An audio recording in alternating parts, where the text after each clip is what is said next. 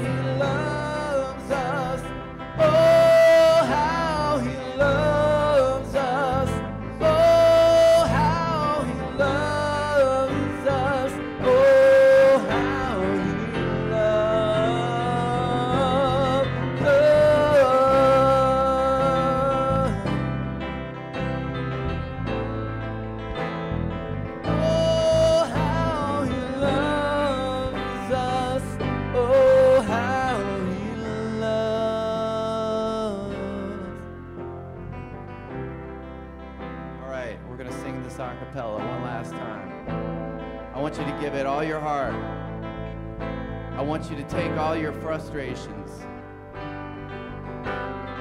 and give them to God because he loves you. Yeah, he loves us.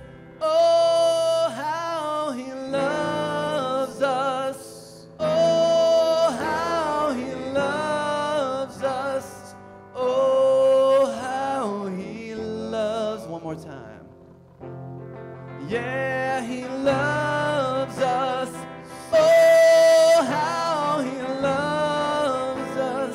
Oh, how he loves us.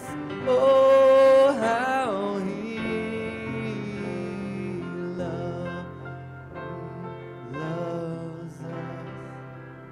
God loves you. Don't forget.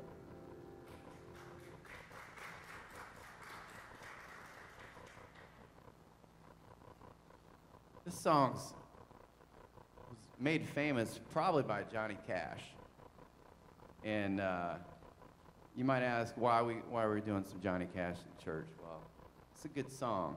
And it reminds us that no matter what, even death is not going to keep us from God.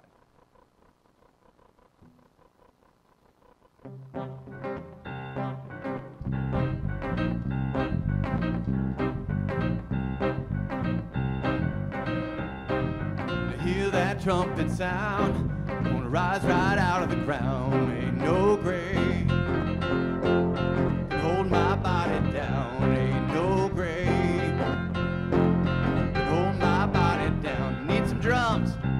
people. Look down the river. What do you think I see? See a band of angels and they're coming after me. Ain't no grave. Hold my body down. Ain't no grave. Hold my body down. All right, keep it going, guys. All right, I'm gonna show you how to do this.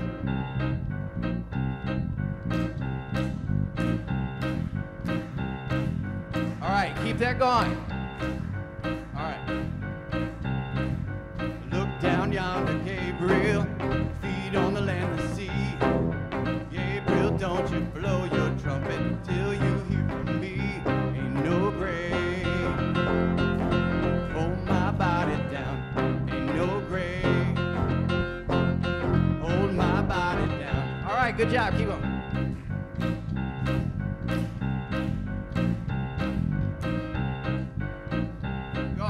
Don't die down, we need you. Drums. Meet me, mother and father. Meet me down the river road.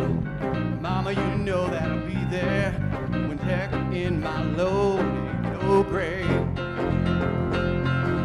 my body down. Ain't no grave. Hold my body down. Ain't no grave.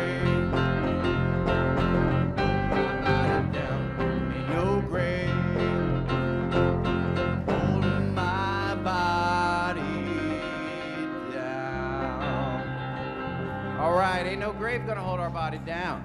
Praise God.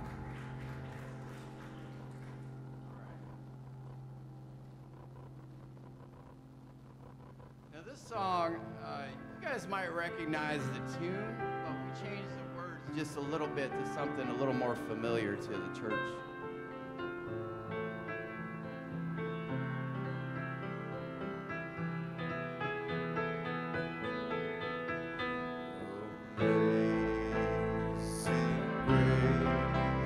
How sweet the sound that saved the wretch like me. 'Cause I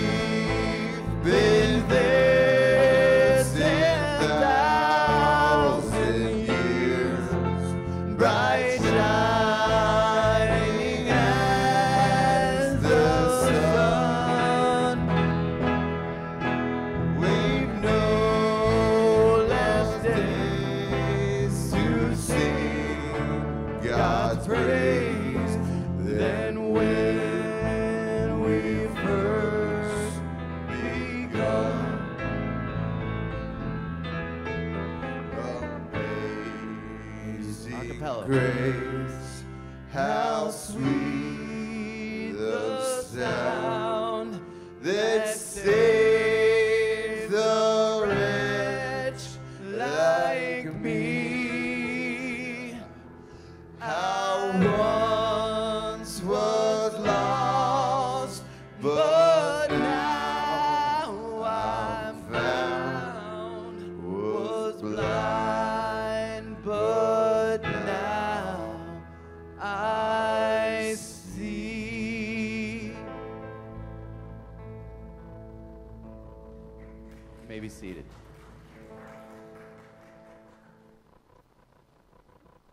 So you're missing half the band, but you guys still pull it off. Thank you. Amanda and Jeannie were not feeling well today, but they sorry they couldn't be here, and miss you guys, and can't wait to be here next week. But I think it's so cool because you guys can keep switching off. I got you on drums, and I have you on drums, and I have you singing, and I don't know who's going to sing and who's going to play, but they're just talented enough they can just keep switching off. So kudos to you guys. Seriously. We appreciate you. We really do. So we have some that are missing here. We have a lot that are missing here. And as I say that, I encourage you to pray for this ministry. I look at the seats as opportunities of who we can invite, who we can bring, and especially those that you haven't seen for a while. I encourage you to reach out to them. I know it's summertime, but still continue to let them know they're loved, let them know they're cared for. Reach out to them throughout this summer period so when fall rolls around, we'll get people back into a rhythm. But it is good always that we can come here and worship. It's a safe place that we can come and grow together. And I just want to lead us just in a moment of silent prayer, and then we'll come back together as one body. So let's pray.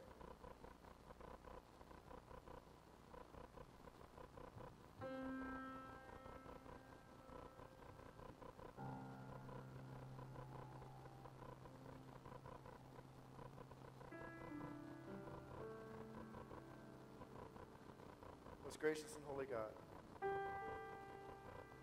we come first and before you today to lift up the hurts and concerns of our world. A world where we often see hate and violence and racism. And we ask that you speak to the hearts of those that seek to sow violence and hate and transform them into love. God, we pray for this valley that you've called us to be a part of. And we pray for this church that you've called us to do ministry in this valley. We just ask that you help us to be a beacon of light and hope to the world around us. Gracious God, we come lifting up the silent concerns that are on our hearts this morning, our hurts and pains. And sometimes we may not be bold enough to put them on a connection card to share with those that are around us, but we know you still hear them. And we know that you still care. So for those that are here or those that are watching us online today, those that are not here, I just ask that you give them what they need most, whether it's peace, strength, or hope, or healing. Most of all, God, I just ask that they feel your presence. And may they know that they do not journey through this thing called life alone. Because, God, you love us that much. And so here this morning, we've come to worship you, God, and we just ask that you help us to grow in our understanding of who you are. Help us to grow as individuals and as a church so we will be the people that you called us to be. We pray that your Spirit works within us and embolden us to do great things. We pray this all through your Son, Jesus, who loves us most. Amen. In 1986, I was hired. I got my first youth director job out of college. And that year, I made a big $500 a year. And that was not that was a growing rate for youth directors. It's just the church, they wanted a youth director. They had volunteers up to that point, and they wanted to hire someone, but they knew they couldn't afford a youth director. So we're going to give you $500. We're going to pray that it'll at least cover your gas expense for that first year. And the truth is, I really didn't care. Because during my senior year of college, I had decided that in addition to using my major in getting a job, I so wanted to be a youth director somewhere, even for $500 a month. Now, speaking of college, when I was in college, I want to sidestep for a second. When I was in college, I had a clown, mime, and drama team that I headed up, and we toured the state. We went around the state and the parts of South Carolina, and we performed a series of shows. When I got this first job as a youth director, I think, I want to use my skill set with youth because I truly enjoyed it, and I knew I wasn't that many years removed from what they were. So I got the job, and we started doing drama. We tried to do this comedy, this short play for about 6 months, and we tried, and we failed because the kids never really enjoyed it as much as I enjoyed it. So I sat back and I hit the reset button, and we decided to do something different. We decided we'd do the same format that I had in college. You know, the series of short plays or short skits, comedies, mime, and clowning skits. And we did, and we came up with a name. It was the Southview United Methodist Clown and Mime and Drama Team. And the problem with the name is when you had United Methodist in it, I didn't get too many Baptist or Catholic or other shows. So we knew we needed to brand ourselves if we wanted to perform. There's only so many United Methodist churches in Roanoke, and we wanted to do more than that. So we decided we'd think of a name that identified who we were. And so one morning we were there for a show. We were actually at the wrong church. We were supposed to be at Mount Pleasant United Methodist Church, and we pulled up a half hour early at Mount Pleasant Baptist Church. We didn't see the sign. We just pulled up, and we were waiting, and we're just thinking we're just early, and they're just not early people. So we use that time, and we're talking, and we're planning for our show, and we start talking about the problem with the whole name thing again. And we said we need to think of a name that defines who we are as the troop. And then it clicked. You see, people would often call us and they say, well, what kind of troop are you? What do you do? Now, to me, that was real easy. Our name was Southview United Methodist Clown, Mime, and Drama Team. It's not rocket science. We do clowning, mime, and drama. But they would continue to ask. They'd say, well, what are you? Or what really is it? And so we were talking about this in this van before the show that we're at the wrong church, and it led to the idea of being called Manna. Manna, because it played off of Exodus chapter 16, verses 15 and 31, where the Israelites, they saw it, they said to each other, what is it? Because they didn't know what it was. Moses said to them, it is bread that the Lord has given you to eat. And the people called it manna. So we thought about that passage and we said, yeah, that's us. That's us. What is it? Or what are we? So from that point on in our introductions or our advertising, we would say, just like God met the needs of the Israelites in the desert with manna, we as Manna hope that God will work through us today to meet your needs as well, whether they're spiritual or emotional. I share that with us because that statement, just as God met the needs of the Israelites in the desert, and how we hope that God would work through us to meet their needs. I think it's important for us to realize that God still seeks to meet our needs today. In fact, God still seeks to meet our needs every day. This is our third week in our series that I've entitled Lessons from the Wilderness. And we've learned so far, we've heard how we can, in the wilderness, we can meet God and how God can give us direction and life. And last week we were reminded how God longs to deliver us from those times that we find ourselves in darkness. But I also want us to realize or grow in our understanding, if we don't know it already, that God still seeks to meet our needs. And to help us with that, we're going to take some time, go back to the book of Exodus again, and we're going to look at a time in the life of the people of Israel as they wandered through the wilderness. So I invite you to turn with me to Exodus chapter 16, verses 1 through 15. We'll pick up it with verse 31, or you can follow along on the screen. The whole Israelite community set out from Elim and came to the desert of Sin, which is between Elim and Sinai, on the 15th day of the second month after they had come out of Egypt. In the desert, the whole community grumbled against Moses and Aaron. The Israelites said to them, if only we had died by the Lord's hand in Egypt. There we sat by pots of meat and ate all the food we wanted. But you brought us out of the desert to starve the entire assembly to death. Then the Lord said to Moses, I will rain down bread from heaven for you. The people are to go out each day and gather enough for that day. This way I will test them to see whether they will follow my instructions. On the 6th day they are to prepare what they bring in, and that is twice as much as they gather on the other days. So Moses and Aaron said to the Israelites, in the evening you will know that it is the Lord who brought you out of Egypt. In the morning you will see the glory of the Lord, because he has heard your grumbling against him. Who are we that you should grumble against us? Moses also said, you will know that it was the Lord when he gives you meat to eat in the evening and all the bread you want in the morning, because he's heard your grumbling against him. Who are we? You're not grumbling against us, but against the Lord. Then Moses told Aaron, say to the entire Israelite community, come before the Lord, for he has heard your grumbling. While Aaron was speaking to the whole Israelite community, they looked towards the desert, and there was the glory of the Lord appearing in the cloud. The Lord said to Moses, I have heard the grumbling of the Israelites. Tell them, at twilight you will eat meat. In the morning you will be filled with bread. Then you will know that I am the Lord your God. That evening quail came and covered the ground. And in the morning there was a layer of dew around the camp. When the dew was gone, thin flakes like frost on the ground appeared on the desert floor. When the Israelites saw it, they said to each other, what is it? For they did not know what it was. Moses said to them, it is the bread the Lord has given you to eat. And the people of Israel called it manna. As I've shared over these last couple of weeks, while we can experience blessings in the wilderness, at this time in the life of the people of Israel, the wilderness seems to represent a troubling place. It's hostile terrain for them, and the basic necessities for survival don't seem to be present. There's this growing crisis among them, and this fear of perishing. For them, the wilderness represents a place of dislocation and unfamiliarity. It represents a real threat to their life.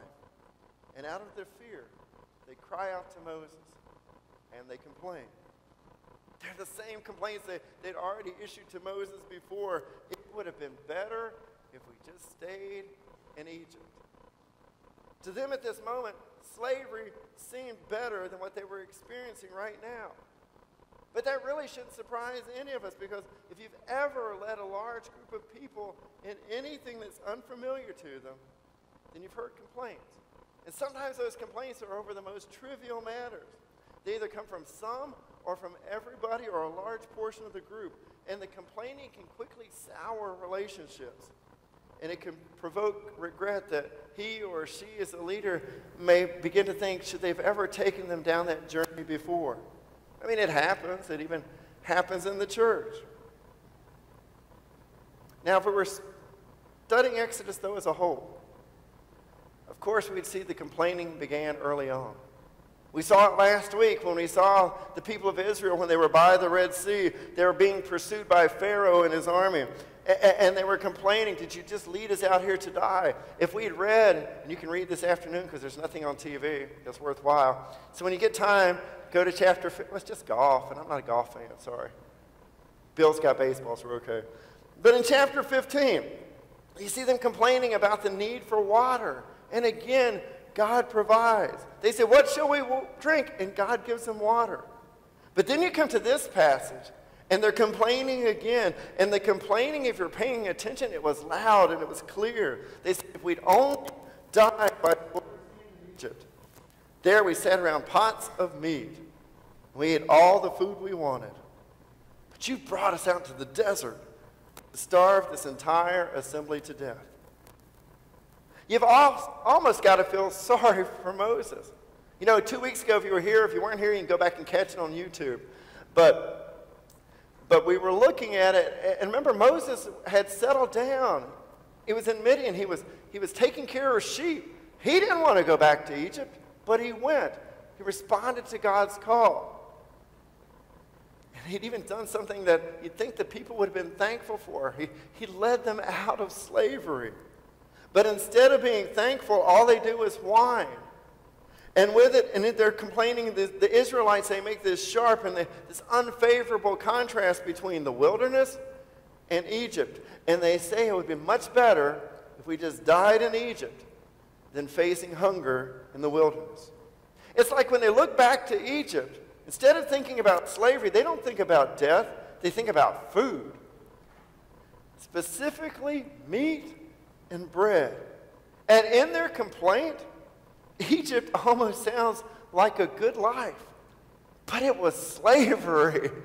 It was slavery. It was like a work camp. So what their complaints are all based on garbage. The Pharaoh was working them to the point of almost near exhaustion because he was using it as a means not only to finish his building projects, but to control the population.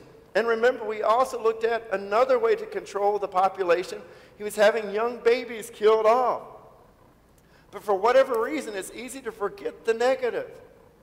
And now the Israelites, to them, Egypt looks better. And the wilderness appears to be a place of hunger that would inevitably lead to death. But as we've hopefully come to see over these last few weeks, it's in the wilderness that you can come and find and get to know God. And that's something they're going to come to see as well. The same God that wanted them to experience slavery was the same God who is with them now. You see, they're growing in their understanding of God and how God works. And sure, maybe they do believe God demonstrated power by defeating Pharaoh and leading him through the Red Sea. But what's unknown now is, how will this powerful God relate to them in the future? Yeah, they'd seen God lead them through the Red Sea. God had provided water, but that was the past. They still didn't have faith. But how often have we done the same thing? Maybe we've seen God work in the past, and yet we still don't trust God in the present. But it's still the same God. The God of the past is our God of our present. It's our God of the future as well. It's the same God who longs to meet our needs. So what we see in this passage is the people of Israel, they're growing in their understanding of this. We get a glimpse of their emerging relationship as God hears their complaints. And even in the midst of their complaints, you got to think about this. Even in the midst of the complaints, God is still choosing to bless them. He's meeting their needs, not only meeting their needs by giving them just something to get by, to exist. He doesn't just give them bread. God chooses to go beyond just mere existence. God gives them meat. Quail. God hadn't forgotten the Israelites. God was listening. God was caring. God was looking after those that were tempted to call faithless, those who complain because they're hungry, they're anxious, they're dislocated, they're in unfamiliar territory. They don't seem to have a clear plan in front of them. But as they would come to find that God was with them in the wilderness, and God was going to meet their needs. Now, I know it's easy to discount what took place in that passage that we just read. And it's easy to ask questions, was this really a miracle? Or was it a natural event? Or was it even just a myth? But let's just go to the middle. Let's say, what if it was a natural event? Why couldn't God, the creator of all there is, why couldn't the same God be at work even in the midst of creation? I mean, it is God, isn't it? But I know you will hear scholars, you'll read about scholars, and they'll say, well, manna or this bread, it comes perhaps from a shrub that's found in the Sinai Peninsula. The insect will prick the plant, and it puts out this juice. And the problem is when you do research into that and you match it up to what you read about in Exodus, there's a lot of differences. There's a lot of differences in the comparisons. It can't be ground and it can't be beaten into mortar. It can't be boiled. It can't be made into cakes. The one in Exodus never decays, the one in Exodus does decay. This one, it's like McDonald's food. It never decays. It just goes on indefinitely. The one that we were talking about from the plant here, it's almost pure sugar, and it's not a form of proper nutritive value that can sustain a people for 40 years. Others are going to say, well, it's not that plant, it's a different plant. It's a lichen. It's a small, simple growing plant. And yes, in times of famine, it has been used. It's been mixed with other substances to make a kind of bread, but even still, it has really no nutritive value. The truth is, I don't know. I wasn't there. That's thousands of years ago. But whatever it was, the Israelites had never seen it before. So they asked, what is it? What is it? And whatever it was, they gave God the credit for it. Or we can take the quail. We read here in Exodus, it doesn't tell you too much about the quail. If you get some other time this afternoon, you can go to Numbers. And in the book of Numbers, it talks about how God drove in through a strong east wind, drove the quail in. And these quail, they're almost at the point of exhaustion. So they're just on the ground. And yeah, the people of Israel, they just come and pick them up. You see, it was meat. And even if it was an ordinary event, it came when they needed it most. So again, why can't God, the Creator, meet the needs through God's own creation? I love what Old Testament scholar Walter Brueggemann once said. He said, there's no middle ground here between rejection and acceptance of the story. You either accept it, he said, or you toss it out. Bruegger said, though, before we say it's just some mere invention, he said, let's remember it links to the feeding miracles in the New Testament. We have Jesus feeding 5,000, or Jesus feeding 4,000, or Jesus turning water into wine. And he said, do we question these miracles too? Are we bold enough to say that God, through Jesus Christ, was not at work then too? That miracle didn't take place that day either? It's God we're talking about. So you see, whatever took place, whatever it was, the people were fed for a period of time. And I don't know about you, but being able to go from a point of mere starvation to being fed daily with bread and quail, it'd be a blessing. It was a miracle in some fashion or another because they were no longer hungry. And if I were there, I'd be right alongside. I'd be giving God the credit. So you see, this passage, it speaks to us in so many ways. Again, even though the Israelites had seen God lead them through the Red Sea, God had given them water. Still, they didn't have faith that God could meet their present needs. As I shared, how often have we not done the same thing? Sure, we may have seen God at work in the past, but still we question God of the present. But it's the same God.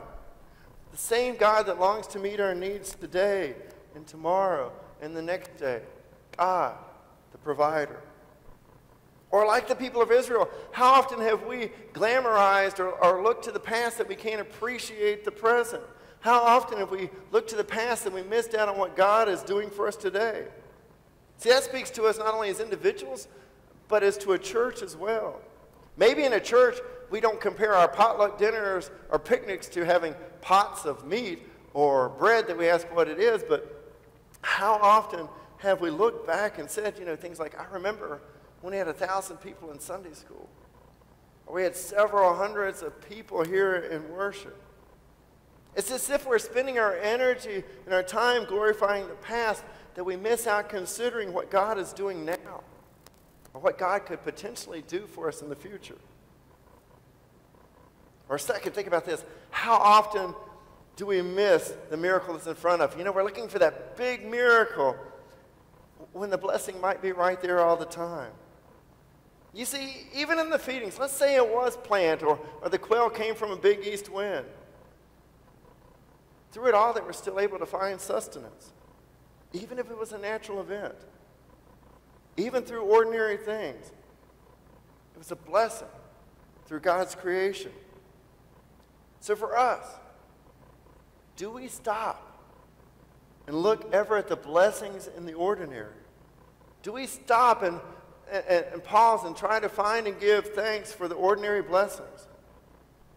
Maybe we just look at our blessings and we don't even see them as blessings. And like manna, we say, what is it? But do we ever stop and ask how we are blessed? Or do we ever stop to consider how blessed we truly are? Because we are blessed. I was thinking about that this morning. It wasn't in my notes, but I was thinking this morning, with another funeral this week. I shared, you know, I buried over 80-some people, close to 90 now that I've been here. Our first congregation when I got here was 80 in worship. I buried more than we've had here. I say that because you're here. You're alive. No matter how you feel, you're alive. You got up this morning, you had breakfast, you got clothes, you had a place to come to worship. That's a blessing. You have friends, you have family, you have people that were able to step and play music today. We're blessed in so many ways. I could keep going all day, but I know you're already starting to think about not bread and quail, but you're starting to think about McDonald's or Taco Bell or something else. So, but we are blessed in so many ways. So do we stop and ever pause and give God thanks? Or do we just like the people of Israel, we just groan and complain and consider all the stuff that we don't have? You see, though, even in the midst of the groaning and complaining, just like the people of Israel, God, though, is still loving us enough to continue to bless us. God provides. God is still meeting needs. And as far as I'm concerned, the greatest needs that God still provides for us are things such as love and life. I can't tell you how many people I've met over the years that are just never happy, who are looking for love or wanting to be loved. And they're looking for it in all the wrong places. When we've got a great story to tell, it's about the love of God. And when all they need to do is to come to the point of realizing that they are loved by God. A God we're told that nothing can separate us from that love. You see, we live in a world where we think that for some reason money can solve all our problems or money can buy us happiness. But I know some of the most miserable people I've ever met in my whole life are those that have had the most money. And in the words of the Beatles, money can't buy you love. But the good news, though, is we have a God who loves us, who came to teach us about love, to model love through Jesus Christ, so that we could receive what God knew that we needed most, which was hope for something better than today. So my prayer for us, instead of spending our time or energy and grumbling and complaining about what we don't have in this life, that instead we focus on what we do have and come to know the one that provides it, which is God, God the provider. I challenge us to spend time getting to know this God in study or in prayer if you're not doing so already, especially if you're finding yourself right now in a place of darkness or confusion. If you're finding yourself in one of those wilderness-like experiences right now. Because I believe as you spend time getting to know God, I believe you'll come to find that God still loves you, God still cares, and God still provides. Amen. To remind us of that love, we have this special gift. The gift we call Holy Communion, or the Great Thanksgiving, the Lord's Supper. We get to remember at a time when Jesus was with his friends, to remind them of that love. He washed their feet, and he shared a simple meal with them.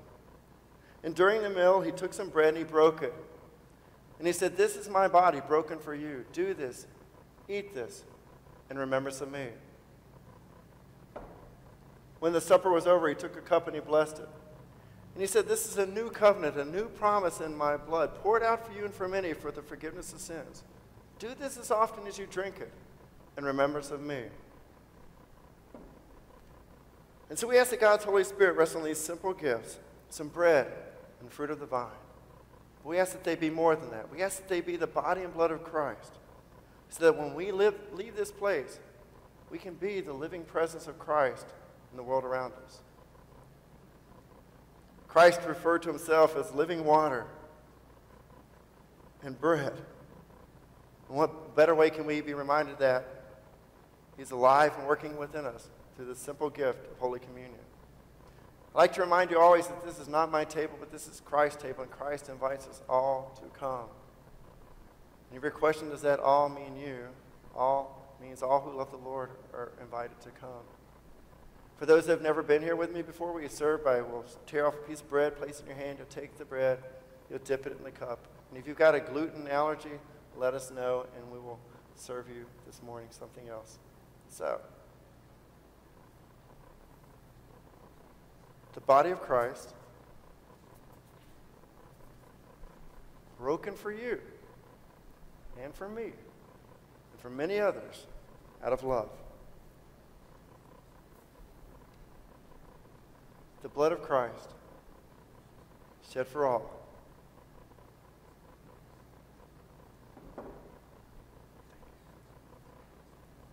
So come.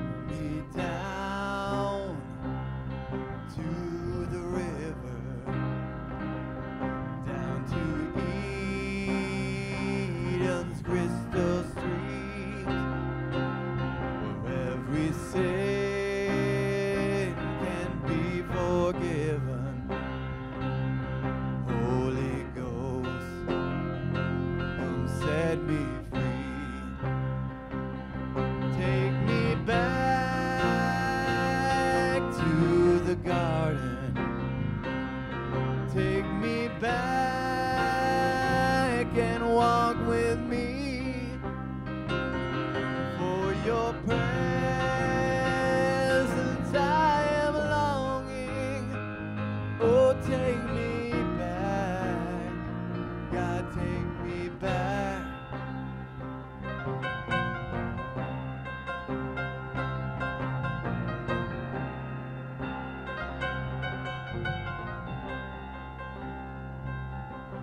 I was born to be royal. I was made to be free.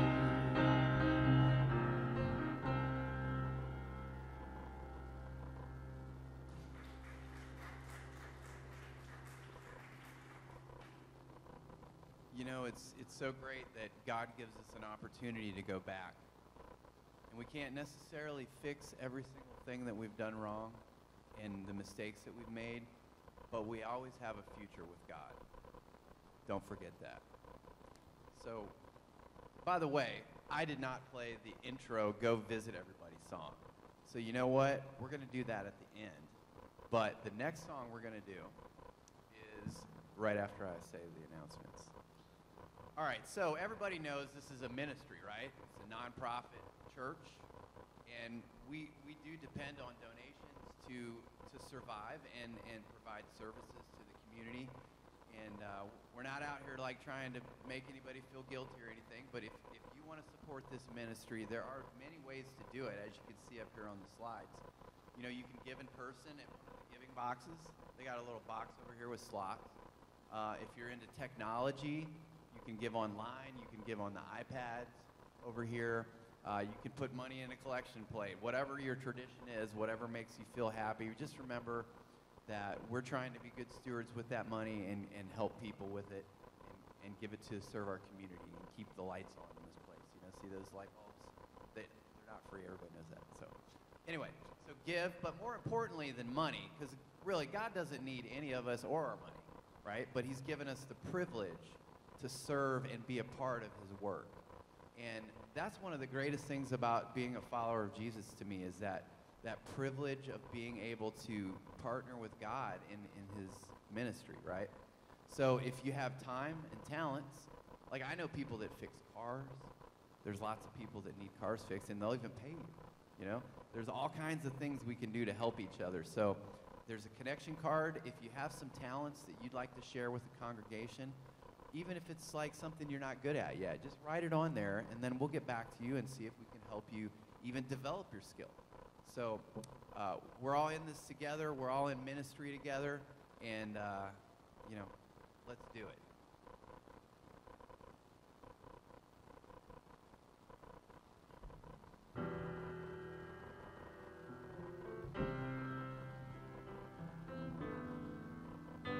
The song is called Our God.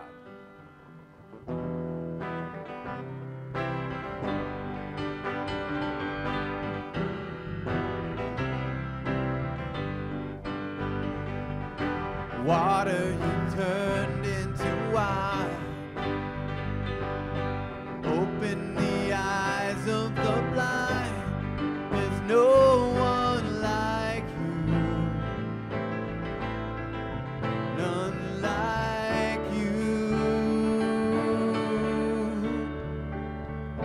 Into the darkness you shine. Out of the ashes we rise. There's no one like you. None like you. Let's hear this together. Our God is greater. Our God is stronger. God, you are higher than any other. Our God is healer. Awesome in power. Our God. Our God.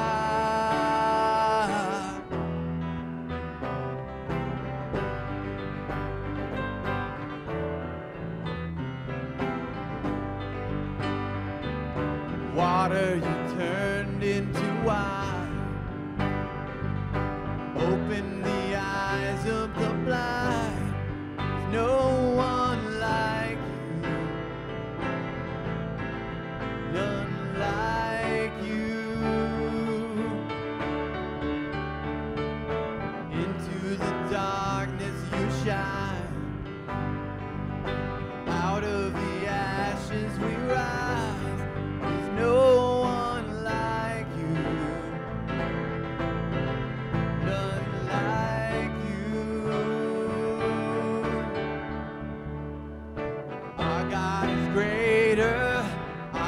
God is stronger.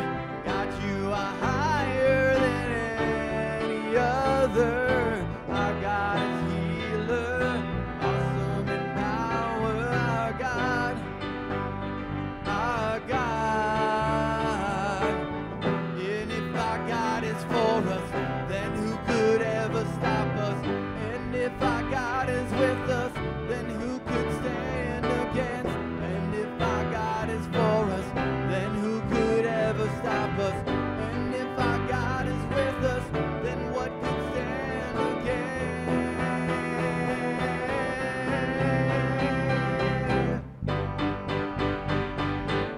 What could stand against?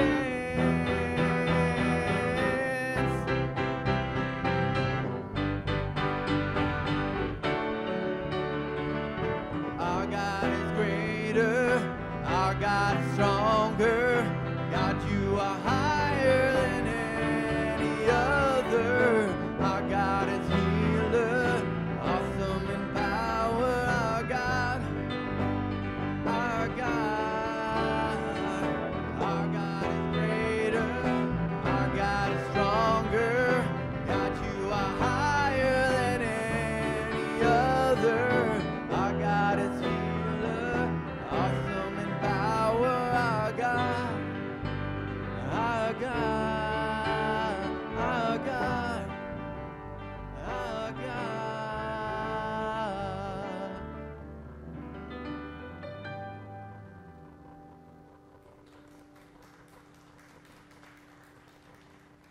As we shared before, each empty seat represents an opportunity for someone to get to know God. And I want us to get to know the God that is greater and stronger and higher than any of the problems and any of the trials that go through life. The God that wants to deliver us through our times in the wilderness. So I encourage you to spend time getting to know God beyond this place. Get involved in a small group. I know you've got some on nights. There's some throughout the week. If you want to know where they are, let us know. I think you're starting one as well. Try and start one. So if you're interested or want to look at two or more is a group, whether it's your family or your friends. I've got sample packets up there. I'll gladly talk to you about those. Or get involved in a Sunday school class, or spend some time in Bible study when we start back in September, or spend some time and study on your own. But please, please, spend some time beyond these walls getting to know the God who loves you. Go in peace, knowing that God does love you. God is with you. Amen. And before you go, make sure you hug somebody, tell them that you love them, or talk to them or something. Don't just leave out the door. Say hi. Go out with joy.